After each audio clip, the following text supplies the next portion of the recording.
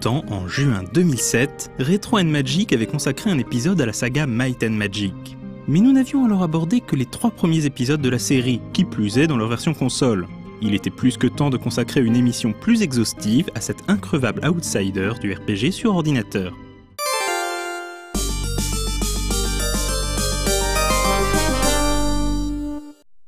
La saga Might & Magic commence avec un jeune étudiant, John Von Kannegem. Au milieu des années 80, Von Kannegem découvre Wizardry, l'un des tout premiers RPG, dont nous parlions justement dans une récente émission.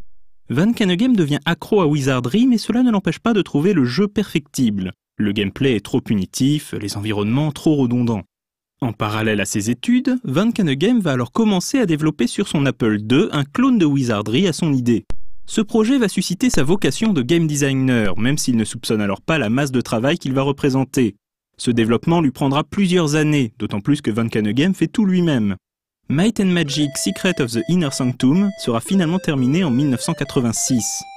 Von Kannegem va alors s'associer avec Mark Caldwell pour fonder une société afin de distribuer le jeu, société qu'il nomme New World Computing. Might & Magic raconte la quête d'un groupe d'aventuriers dans les contrées de Varn, un monde de fantaisie mystérieux menacé par des monstres et des catastrophes naturelles. Les aventuriers finissent par découvrir que tous ces troubles sont causés par Sheltem, un fugitif intergalactique qui a usurpé l'identité du bon roi Alamar. Au terme de leur épopée, les aventuriers vont découvrir que le monde de Varn est en réalité un vaisseau spatial, dont les habitants sont littéralement revenus au Moyen-Âge. Le twist du jeu fut inspiré par un épisode de Star Trek intitulé « For the world is hollow and I have touched the sky » ou « Au bout de l'infini » en français. Par rapport à Wizardry, dont il est très proche côté gameplay, Might & Magic apporte quelques améliorations notables. Le jeu est notamment plus facile, même s'il reste très hardcore comparé aux jeux d'aujourd'hui. Mais le gros plus de Might & Magic, c'est la présence d'environnements extérieurs que le joueur devra explorer. Forêts, montagnes, volcans et océans, ainsi que plusieurs villes et châteaux.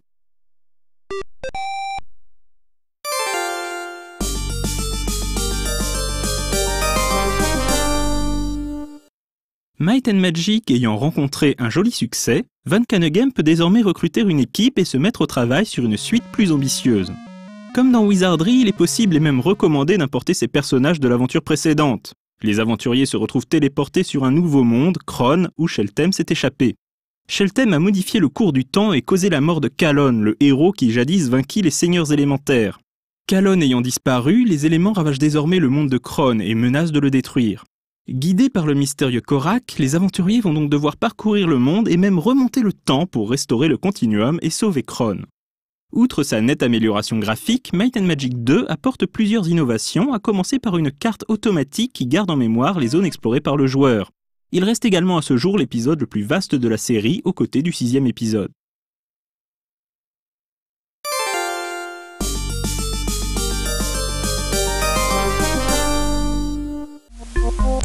Might & Magic 3 sort en 1991 et est souvent considéré comme l'un des meilleurs épisodes de la série. Von Kannegem continue son entreprise de rendre les RPG moins austères et plus accessibles. Le jeu propose désormais de nombreux feedbacks visuels illustrant les différents événements, les statistiques des personnages sont représentées par des icônes avec des codes couleurs, et le jeu est intégralement jouable à la souris. Parmi les autres innovations du jeu, notons le système de génération aléatoire d'objets qui combine préfixes et suffixes au nom d'un objet de base afin de le doter d'attributs supplémentaires. Par exemple, on pourra trouver une épée longue, ou une épée longue de feu, ou une étincelante épée longue de poison, etc. Ce système sera par la suite repris par tous les hack and slash. Might & Magic 3 est également le premier RPG à proposer un journal de quête. S'ouvrant sur une intro mémorable où la tête de Sheltem parle aux joueurs et le met au défi, Might & Magic 3 propose une aventure épique sur les îles du monde de Terra, où l'indécrottable vilain a chamboulé les alignements du bien, de la neutralité et du mal. Le scénario, écrit par Neil Alford, à qui l'on devra plus tard Betrayal at Krondor et Ron Bollinger, développe l'univers de Might & Magic et notamment les Anciens, cette mystérieuse civilisation ayant créé les mondes artificiels sur lesquels la série prend place. Le jeu marquera aussi les esprits pour ses nombreuses énigmes et puzzles, parfois particulièrement corsés.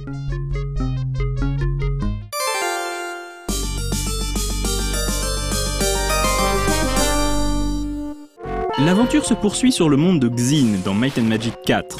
Le jeu reprend le moteur et le gameplay du 3e épisode au sein d'une toute nouvelle aventure. Clouds of Xeen ne révolutionne pas la série mais s'avère plus équilibré dans sa difficulté, notamment côté puzzle. Le résultat se révèle très plaisant, s'achevant sur un cliffhanger.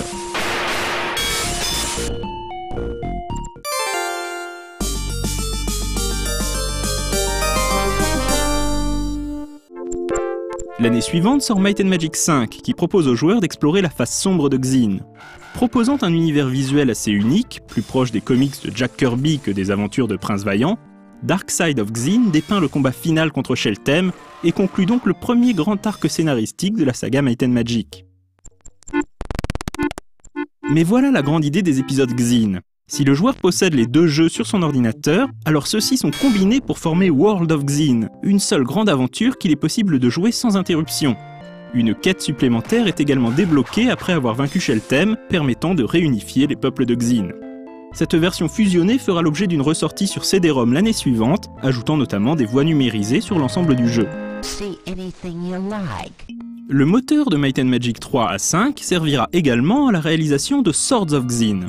Il s'agit d'une aventure entièrement réalisée par des fans, que New World Computing inclura en bonus sur la version CD de World of Xin.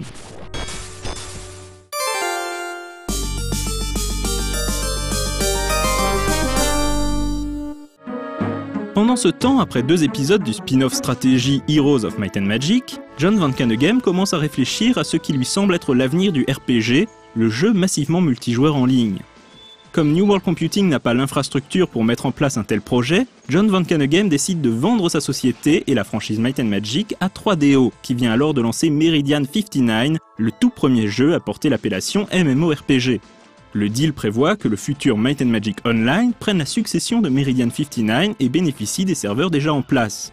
Malheureusement, Meridian 59 n'est pas un gros succès, et chez la concurrence, Ultima Online n'est pas non plus le carton planétaire espéré. 3DO décide donc d'annuler le projet Might and Magic Online. Il est possible qu'une partie du travail déjà réalisé sur ce titre ait servi de base à Might and Magic 6.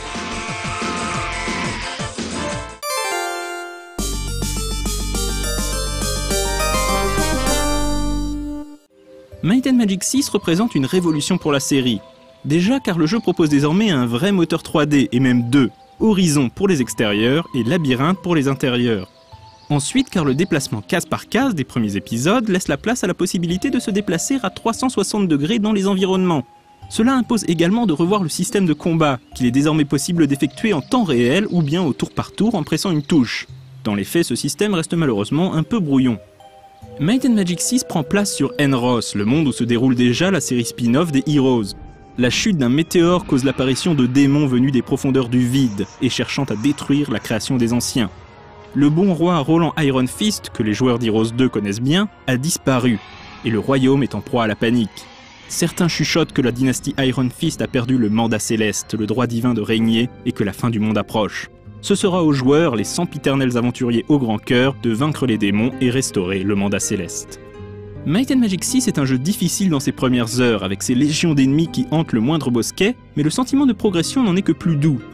Simple quatuor de paysans en pagne portant des épées émoussées au début de l'aventure, les aventuriers deviennent des demi-dieux capables de voler et de se faire des dragons au corps à corps en plein ciel à la fin de la partie.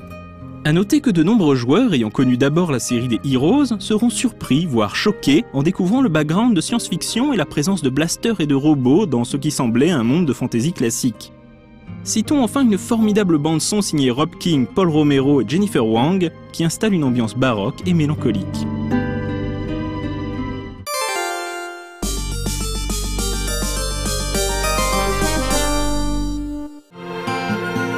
Might and Magic 7 reprend le moteur et le gameplay du 6e épisode en l'affinant, mais propose surtout une toute nouvelle aventure.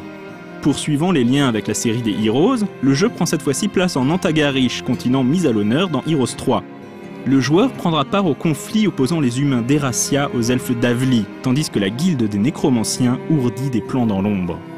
Le joueur pourra choisir de suivre la voie de la lumière ou celle des ténèbres, débouchant sur 2 fins différentes.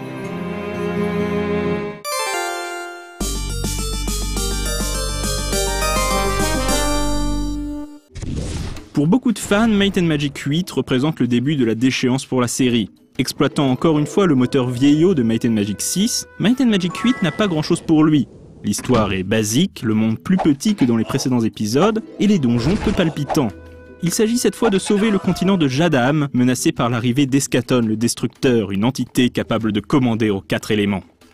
La seule originalité de Might and Magic 8 est que l'on n'incarne pas les classiques chevaliers, elfes et nains, mais des créatures habituellement cantonnées au rang de monstres comme des vampires, des minotaures et même des dragons. C'est également le seul épisode où l'on ne créait pas tous les personnages de son équipe dès le départ, mais un seul, les autres compagnons étant recrutés au fur et à mesure. Bizarrement, c'est cet épisode médiocre qui fera l'objet d'une sortie japonaise sur PlayStation 2 en 2001.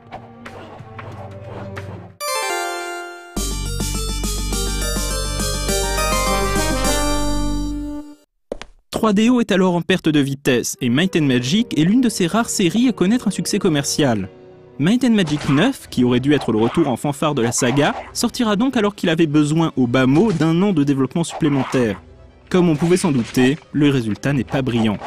Utilisant le moteur Leap Tech, Might & Magic 9 est assez vilain graphiquement avec ses verts criards et ses marrons malades. L'univers, inspiré de la mythologie nordique, n'a également que peu de rapport avec le reste de la série. Bref, le jeu est un ratage, et 3DO fermera ses portes peu de temps après, entraînant New World Computing dans sa chute.